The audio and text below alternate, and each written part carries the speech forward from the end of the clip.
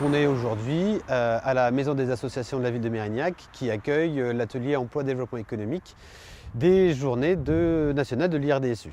Et l'idée c'est de travailler avec nos collègues sur les besoins en formation.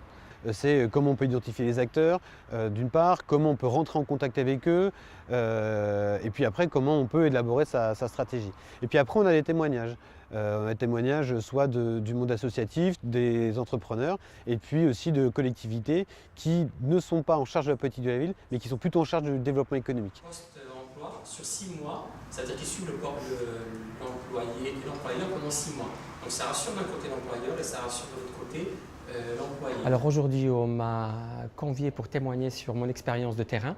Donc moi, en fait, j'explique un peu mes démarches au quotidien que j'exerce dans les quartiers, à travers des permanences, à travers de l'amorçage de projets, à travers de la détection, à travers une démarche proactive d'aller vers les habitants, les inciter, leur parler, leur amener les premières informations liées à la création d'entreprises. Le but quand on fait des nouvelles installations, des projets, des équipements, c'est que les habitants puissent s'approprier ces équipements, mais pour qu'ils s'approprient, il faut qu'ils soient associés dès le départ au projet et à différents niveaux. L'environnement institutionnel est tellement mouvant, l'actualité est tellement mouvante aussi, que parfois le focus peut être variable et il faut avoir cette capacité de s'adapter à ce nouvel environnement, à cette nouvelle actualité. Donc je pense que je vous relancerai tous, parce qu'on a les mails normalement de tout le monde, régulièrement pour échanger sur ces sujets et peut-être pour monter des ateliers ou des journées spécifiques en dehors des journées nationales sur le sujet. Bon, écoutez, moi j'étais ravi de vous accueillir et puis j'espère qu'on aura l'occasion de se revoir sur ces sujets.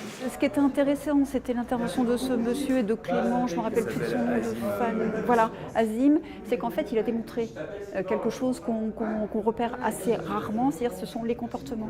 On se rend compte que quand on voit les gens, on a tous des comportements et c'est travailler là-dessus. C'est le comportement qui bloque le retour à l'emploi. Et en fait, on ne s'attache pas suffisamment à ça.